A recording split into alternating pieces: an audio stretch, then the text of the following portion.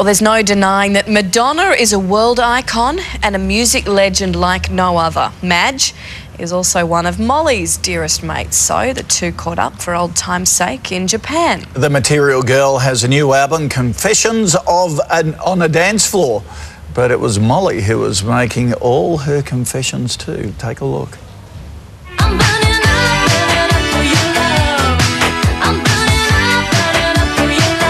Well, Madonna, 21 years, believe it or not, since you and I did our first interview in New York. It's amazing how much time has flown. I know. If we go back to Burning Up, which was actually the interview I had with you back then, the lyrics go, unlike the others, I'll do anything, I'm not the same, I have no shame. I'm on fire. You're on fire, yeah. Back then, were you ready to go for everything? Yeah, I did feel pretty fearless, yeah. Yeah? But I still feel that way. Yeah, we know that. Yeah. Yes, I did. I felt like the world was my oyster and the sky was the limit. I don't know where that came from, but that's just how it was in my head.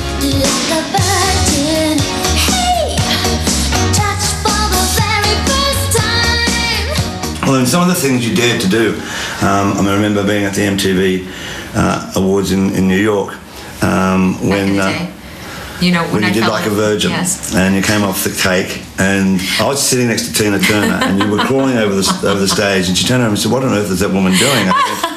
I said, "Well, she's actually crawling on the stage at this moment, you know." And I thought maybe Madonna's not going to get away with this, and you did. Mm-hmm. Then Like a Prayer with the Black Jesus, and I thought, oh, I don't think she's going to get away with this, and you did. Have you always dared yourself?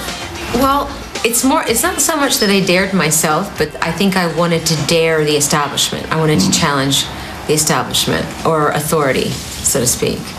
You left out a lot of other stuff. Oh, I know. I left out a hell of a lot. Thank you. Bringing it up.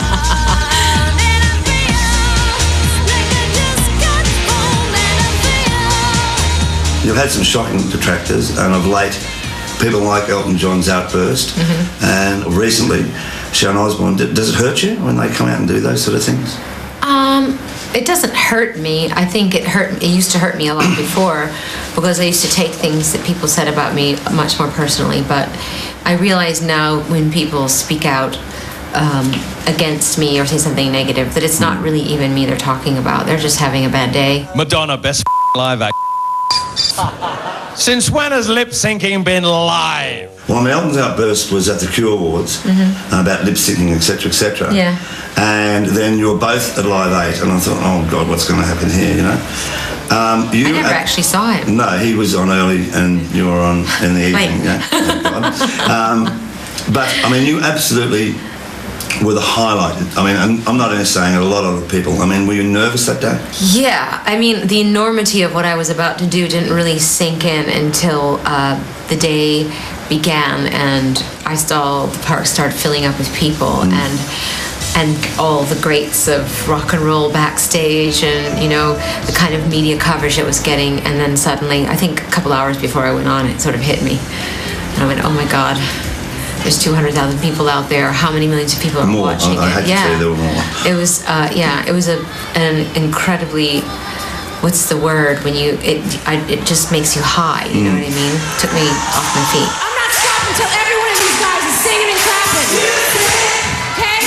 Now I hounded you for years. When are you going to come to Australia? When are you going to come to Australia?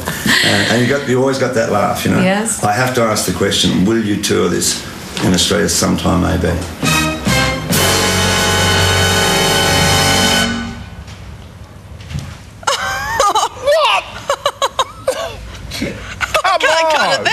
No. Oh. We'll have to watch tomorrow. Maybe. All right. Yeah. Want the answer? Find out in part 2. It's 10 minutes to 8 o'clock. If you saw part 1 of Molly's interview with Madonna, you ain't seen nothing yet. The two are very old friends and caught up in Japan for an intimate chat. Well, Madge's new album, Confessions on a Dance Floor, has already soared to the top of the Aussie charts. So what's next for our favourite diva? Here's part 2.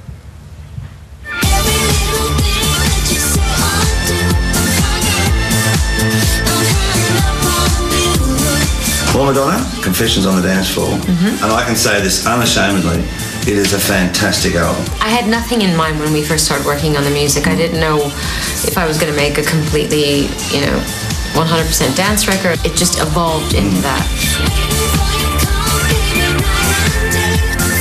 Let's go to the album itself. Hung Up, which was the first single, has been a sensational hit. The very idea of sampling ABBA, with Gimme, Gimme, Gimme. Were you an ABBA fan? Oh, God, yeah. I love ABBA. I mean, they're amazing. They have such an amazing track record of amazing music, yeah. If you're going to sample anybody, sample ABBA.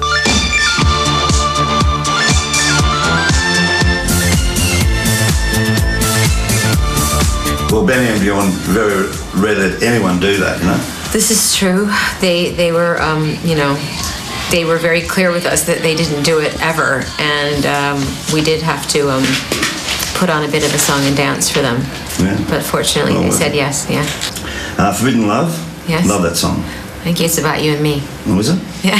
You never told me all these years. Damn. Okay, you're ready to sort of really, start the promotion for Confessions on the Dance Floor, and bang, you have the horse accident. Did you, for a moment, when you're lying on the ground, think, "Oh my God, what have I done"? No. No. No, not when I was lying on the ground. I was in shock. I think a couple of days after, when the pain set in and when I went to the doctors and he told me how long it was going to take for me to heal, he said 16 weeks before you can do anything. Forget about dancing, forget about this. I'm like, but I have to shoot a video in 10 weeks. He's like, well, you're not going to. And I said, you watch me. And you did. Yeah, but it was with painkillers and your hand, the whole thing. It was very painful, yeah. I can dance, but I can't move my arms. I rattle when I dance like a pill bottle. Then you do the MTV Euro Awards, opened the show and absolutely slayed them again, Again, you must have been sort of in pain. I wasn't by then. No, I was okay by then. Well, it was sensational. I love it, and millions do, Do you challenge yourself now?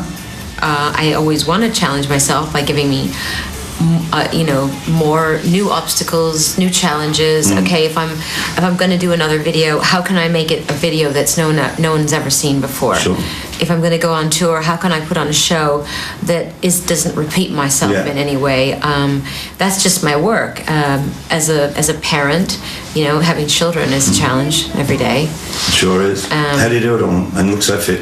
I have an incredible team of people around me. I have a lot of discipline. I don't sleep enough, and I love what I do. Now, I hounded you for years. When are you going to come to Australia? When are you going to come to Australia? And you always got that laugh, Yes. I have to ask the question, will you tour this in Australia sometime, maybe? And not a maybe. Well, the thing is, what I don't want to be is not a person of my word. Yeah. I'll just say I would like to come to Australia. For me, it's always a question of how can I, travel around the world, get the biggest bang for my buck, go around the world as much as I can and squeeze it all into a summer vacation for my children. Yeah. So if you could do anything about squeezing the space between America and Australia, could you just push... The kids would love Australia. They'd love to they would. You know what? They would. They would love Australia. Barrier Reef, there's kangaroos. No question. My kids would just live on the beach and... Yeah, you're right. You're right. Slap my hand. I'll give you a kiss as well. Okay, thanks. Thank you.